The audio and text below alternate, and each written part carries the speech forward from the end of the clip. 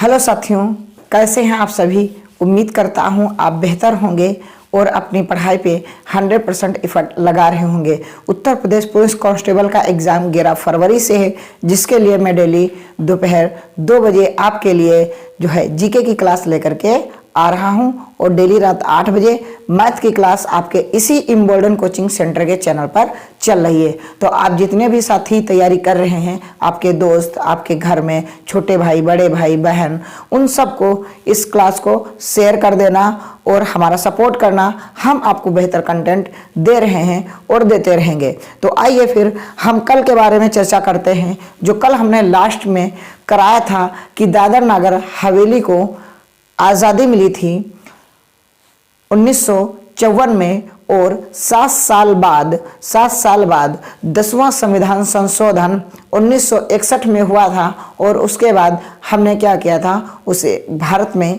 शामिल किया था। ठीक है, दादर नगर हवेली के बाद में आज हम चर्चा करेंगे पुडुचेरी की। किसके? पुडुचेरी की। तो जो हमारा एक था पुडुचेरी, ठीक है, ये जो पुडुचेरी था, ठीक है, ये वर्तमान में तो हमारे जो है केंद्र शासित प्रदेश में आता है। ये पुडुचेरी जो जगह थी ये फ्रांसीसियों के अंडर में थी। किसके थी? फ्रांसीसियों के, ठीक है, फ्रांसीसियों के जो है क्या थे, इनके अधीन था। किसके? फ्रांसीसियों के अधीन था। फ्रांसीसियों के अधीन ये जमीन थी। किसके अधीन थी? फ्रांसीसियों के। लेकिन इसे भी आज़ादी कब मिली थी? 1954 में इसे भी क्या मिली? आज़ादी मिली। क्या? आज़ादी मिली 1954 में। इसे जब आज़ादी मिली तो इसे भारत में कब शामिल किया गया, ये भी तो हम पूछ सकते हैं। तो इसे जब भारत में शामिल किया गया तो हमारी संसद ने 14वां, कौन सा? 14वें नंबर का संविधान संशोधन किया। क्या? संविधान संशोधन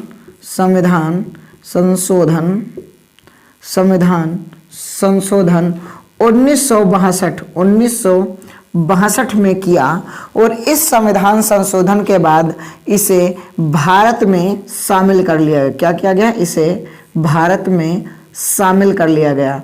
भारत में शामिल कर लिया गया। ठीक है, क्या है बात समझना कि पुडुचेरी किसके अधीन था? फ्रांसीसियों के अधीन था। ये आज़ादी इसे कब मिली? इसे 1954 में आज़ादी मिली। भारत ने इसे कब शामिल किया? तो ये 14वें संविधान संशोधन यानी 14 कॉन्स्टिट्यूशनल अमेंडमेंट, ठीक है, कब? 1962, ठीक है। इसमें जो है क्या किया? अमेंडमेंट किया गया और इसे भारत में शामिल किया गया। इसके 3 जिले हैं। एक का नाम है कराईकल। क्या? कराईकल। एक का नाम है कराईकल और दूसरे का नाम है इसका यणम। क्या? यणम। और तीसरे का नाम है माहे। क्या? माहे। और भारत का क्या? भारत का यहाँ पर लिख रहा हूँ, लिख लेना कि भारत का सबसे क्या? सबसे छोटा जिला। क्या? सबसे छोटा जिला माहे है। क्या है? माहे है। माहे जो जिला है वो भारत का सबसे छोटा जिला है। यह मात्र यानी यह केवल 9 किलोमीटर, क्या? 9 किलोमीटर स्क्वायर का है। कितना है? 9 किलोमीटर स्क्वायर का ये है क्या? माहे जिला। तो पुडुचेरी के बारे में आप जान रहे हैं क्या है कि पुडुचेरी किसके अधीन था? फ्रांसीसियों के अधीन था। ये कब आज़ाद हुआ? 1954 में आज़ाद हुआ। इसको भारत में कब शामिल किया गया? तो 14वां संविधान संशोधन 1962 भारत में इसे शामिल किया गया। इसके 3 जो है जिले हैं, कराईकल, यणम, माहे, ठीक है। भारत का जो सबसे छोटा जिला है उसका नाम है माहे, जो मात्र 9 किलोमीटर स्क्वायर है। इतनी जानकारी आपके लिए बेहतर है, आप इसे नोट कर लें। मेरे हिसाब से ये सब आर्टिकल 2 का प्रयोग करके हमारे भारत में इसे शामिल किया जा रहा है। ठीक है स्टूडेंट्स, आगे बढ़ते हैं। आपको अगर क्लास बेहतरीन लग रही हो तो आप जरूर अपने दोस्तों को ये क्लास शेयर करें, क्योंकि शेयर करना बहुत ही इंपॉर्टेंट है स्टूडेंट्स। हमें आपकी ज़रूरत है और 1000 सब्सक्राइबर मैं सोच रहा हूँ 5 से 6 दिन में आप लोग कर दें। जितने स्टूडेंट्स हैं सबकी जिम्मेदारी है कि कम से कम आप लोग 5 से 10 सब्सक्राइबर तो बढ़ा ही सकते हैं। आप बढ़ा दीजिए प्लीज स्टूडेंट्स, बढ़ा दीजिए। आप जितना हमारा सपोर्ट करोगे मैं गारंटी लगाऊंगा बेस्ट से बेस्ट दूंगा। बहुत जल्दी में क्वालिटी में भी परिवर्तन होगा। हम अच्छा सा कैमरा भी लगवा लेंगे, लेकिन आपका सपोर्ट रहा तभी हम करेंगे, क्योंकि आप हमारा हौसला हो। अगर मेरा हौसला ही टूट जाएगा तो फिर मैं क्या कर सकूंगा। ठीक है, आइए आगे हम बात करते हैं। ऐसे ही आगे चलते चलते हम आ जाते हैं सन 2000 में। तो सन 2000 में 1 नवंबर की बात है।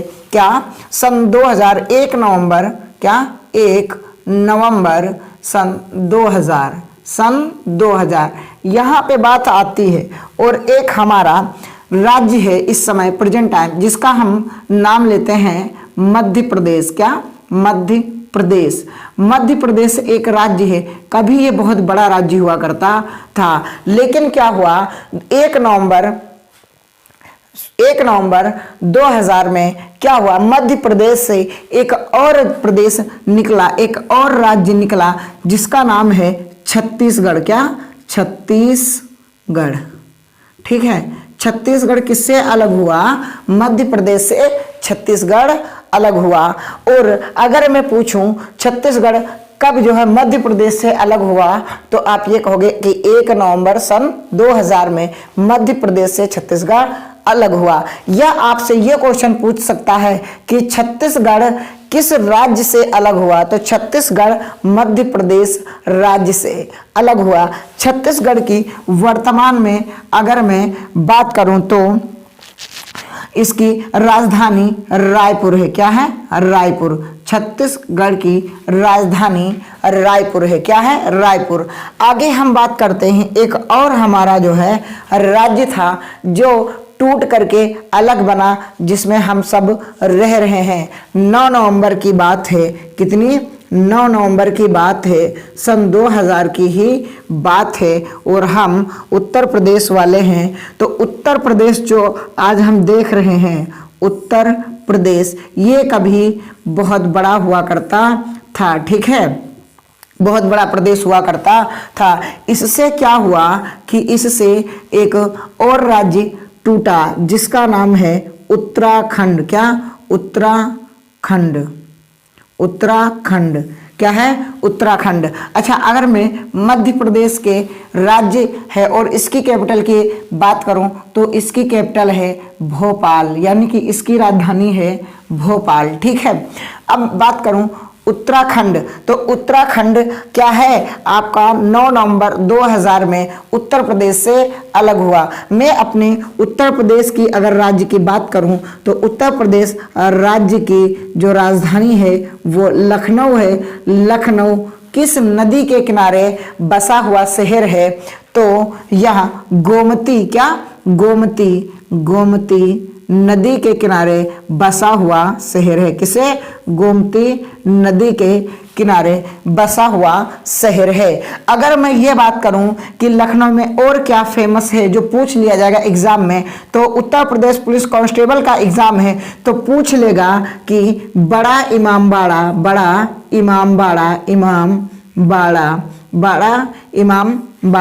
ये भी कहाँ है, हमारे लखनऊ के अंदर है। अच्छा, वर्तमान में अगर मैं बात करूं अपने उत्तर प्रदेश सीएम के, तो योगी आदित्यनाथ हैं। ठीक है, योगी आदित्यनाथ हमारे उत्तर प्रदेश के सीएम हैं। ठीक है, बड़ा इमामबाड़ा है। अगर उत्तर प्रदेश के लिए और मैं बात करूं तो उत्तर प्रदेश का एक जिला इत्र के नाम से भी फेमस है, जिसे हम कन्नौज के नाम से जानते हैं। किसके, कन्नौज। ये जो कन्नौज जिला है ये इत्र के लिए फेमस है। ये इत्र नगरी के नाम से जाना जाता है।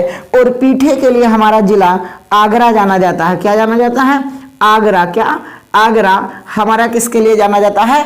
पीठे के लिए। जो पीठा आप खाते हैं ना, वो आगरा जो है पीठे के लिए फेमस है। और ये हमारे पूरे विश्व में एक और यहाँ जगह है जिसको हम ताजमहल के नाम से जानते हैं। क्या? ताजमहल के नाम से जानते हैं। ये भी कहाँ स्थित है? आगरा में भी स्थित है। इसको बनवाया किसने था? शाहजहां ने बनवाया था। किसने बनवाया था? शाहजहां ने। कौन? शाहजहां ने इसे बनवाया था। ठीक है, ताजमहल को। उत्तर प्रदेश में एक इस समय वर्तमान में सबसे प्रिय नाम पूछा जाएगा आपसे कि राम मंदिर कहाँ स्थित है? राम मंदिर कहाँ स्थित है? ये आपसे क्वेश्चन जरूर पूछेगा। और ये आप सब जानते होंगे कि अयोध्या में क्या है? राम मंदिर का निर्माण हो रहा है। 2024 में इसका जो है शुभारंभ होगा। तो बेहतरीन ये ऐसे क्वेश्चन हैं जो आपके लिए पूछे जाने वाले उत्तर प्रदेश से हैं। ठीक है, तो इतना आप नोट कर लें कि 9 नवंबर 2000 में उत्तर प्रदेश से उत्तराखंड अलग हुआ। और उत्तराखंड की मैं अगर बात करूं, उत्तराखंड की, आ जाओ उत्तराखंड के बारे में बात करते हैं। उत्तराखंड की मैं अगर बात करूं तो उत्तराखंड की राजधानी देहरादून है। क्या है? देहरादून है। ठीक है, क्या है? देहरादून है। उत्तराखंड की राजधानी देहरादून है। और उत्तराखंड से ही गंगोत्री ग्लेशियर, क्या? गंगोत्री ग्लेशियर से, क्या? गंगोत्री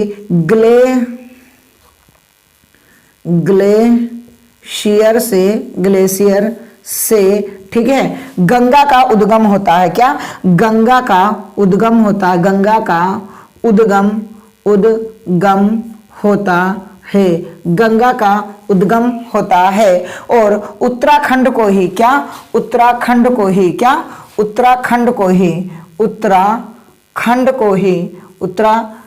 को ही फूलों की घाटी, क्या?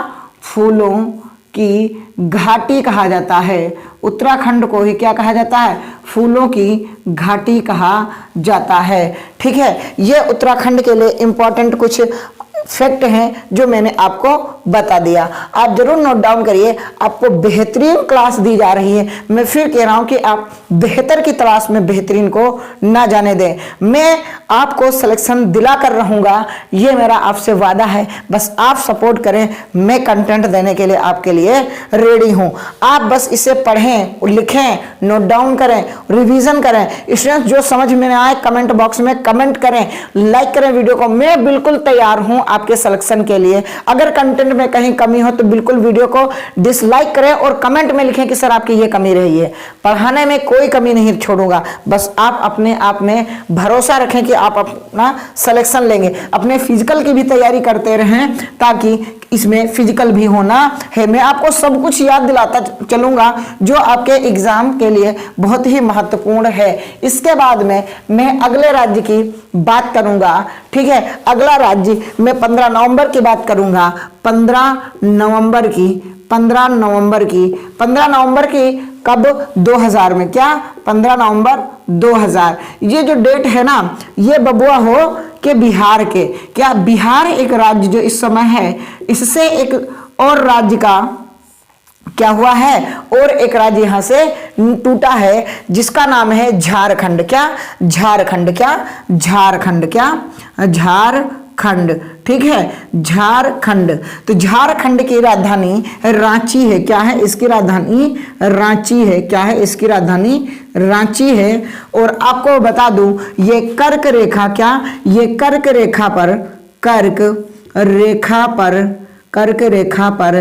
स्थित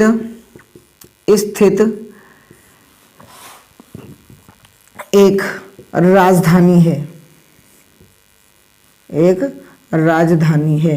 ठीक है, कर्क रेखा पर स्थित एक राजधानी है। ये कहाँ की है? झारखंड की। और मैं अगर बात करूं बिहार की राजधानी, तो बिहार की पटना है। बिहार की क्या है?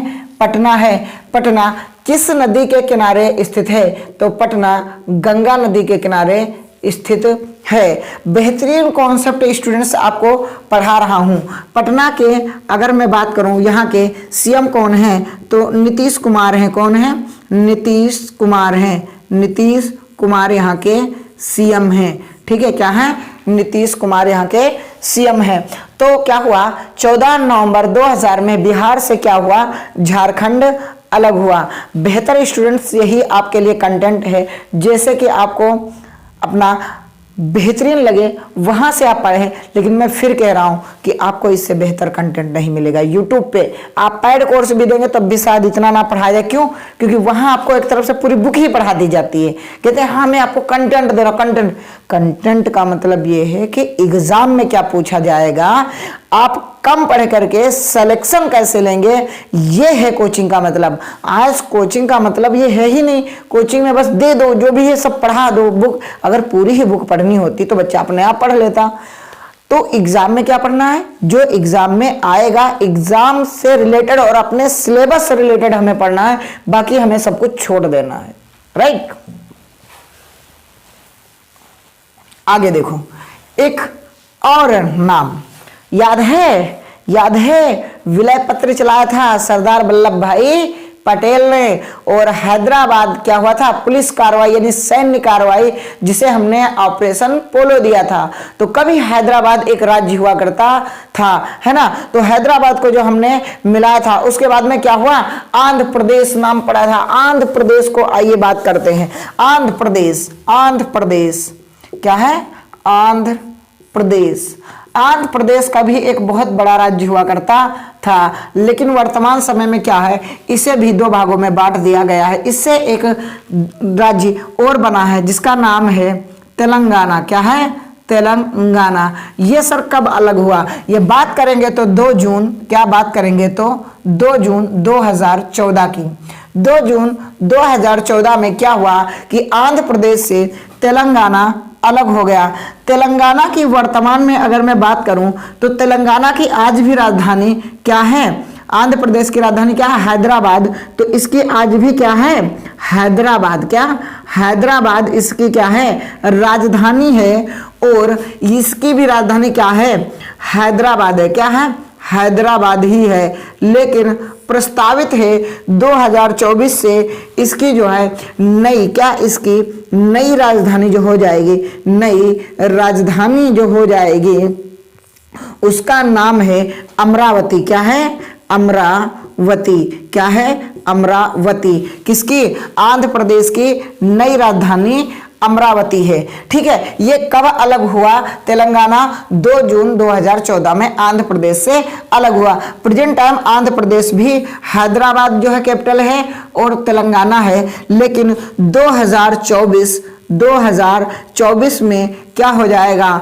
कि इसकी कैपिटल क्या होने जा रही है, अमरावती होने जा रही है। और हाँ, नवीनतम जो है, जो नवीनतम हाईकोर्ट है, वो भी कहाँ बने रहा है, 25वां बन चुका है। 25वां कौन सा, 25वां हाईकोर्ट कहाँ बना है, अमरावती में। किसमें बना है, अमरावती में। क्या है, नवीनतम हाईकोर्ट है, कहाँ, अमरावती में। आंध्र प्रदेश की मैं बात करूं तो आंध्र प्रदेश में एक विशाखापट्टनम बंदरगाह है। क्या है,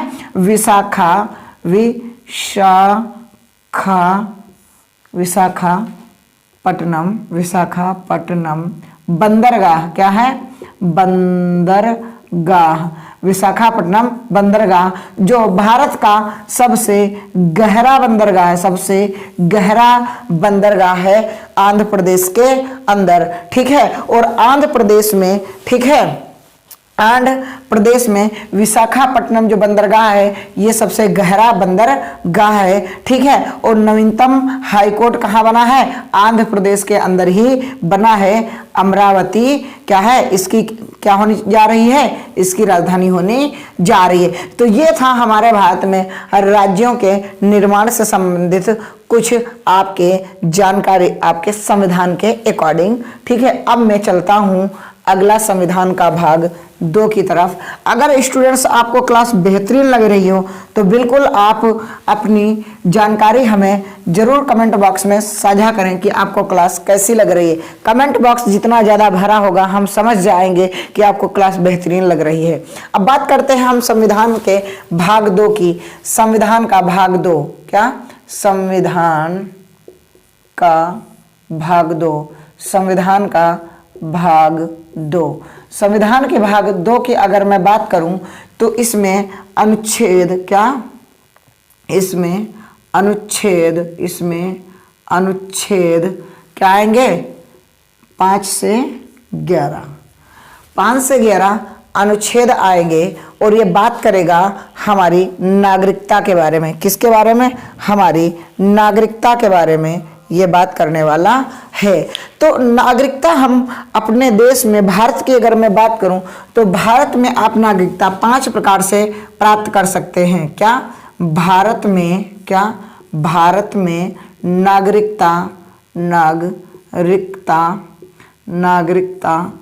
5 प्रकार से क्या, 5 प्रकार से प्राप्त कर सकते हैं, 5 प्रकार से प्राप्त कर सकते हैं, प्राप्त कर सकते हैं। मैं आपको स्टूडेंट्स बता दूं, ये बेहतरीन कंटेंट है, मैं तारीफ नहीं कर रहा हूं।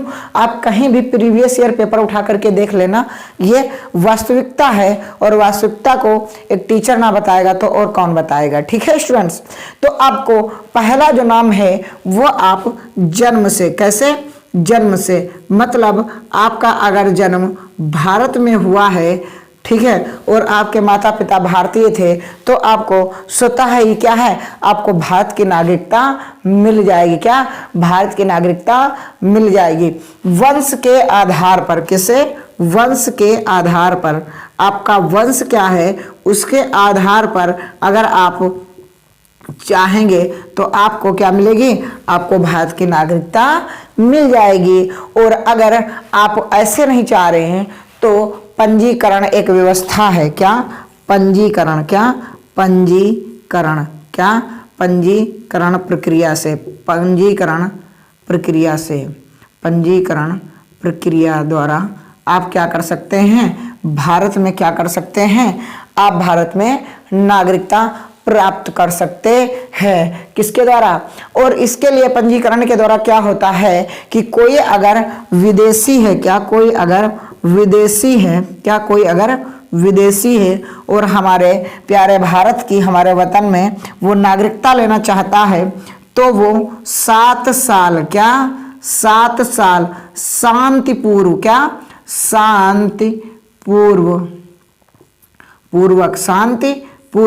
उसने अपनी जिंदगी गुजारी हो, मतलब उस पर कोई क्राइम रिकॉर्ड ना हो, ऐसे लोगों को हम नागरिकता दे सकते हैं पूछताछ करने के बाद। ऐसे नहीं है कि कोई भी आए 10 साल रहे और यहाँ जो है रहने के बाद में बहुत सारी गतिविधियों में शामिल हो और हम उसे नागरिकता दे दें, ऐसा नहीं। वो शांतिपूर्वक अपनी ज़िंदगी गुजारी हो 7 सालों तक कंटिन्यू, तो उसे हम अपने देश की नागरिकता दे सकते हैं। राइट, और क्या है, हम प्रकृति के रूप से, प्राकृतिक रूप से, क्या, प्राकृतिक रूप से हमें स्वतः ही मिल जाती है। जब हम 18 साल के हो जाते हैं और भारत में हमारे माता पिता रह रहे होते हैं तो ये हमें क्या है, स्वतः ही मिल जाती है। हमारे गांव के जो भी होते हैं जिनकी जो है लगती है ड्यूटी निर्वाचन में, क्या, निर्वाचन में, तो वो लोग क्या करते हैं, आपकी वोट बना देते हैं। ठीक है, तो ये हो गई 5 प्रकार। छठी क्या होती है, क्षेत्र की समविष्टि पर, किस क्षेत्र में आप रह रहे हैं उस राज्य में ऑटोमेटिक दे दिया जाता है। क्षेत्र की समविष्टि पर, है ना, किस पे, समविष्टि पर, क्षेत्र की समविष्टि द्वारा, क्षेत्र की समविष्टि द्वारा।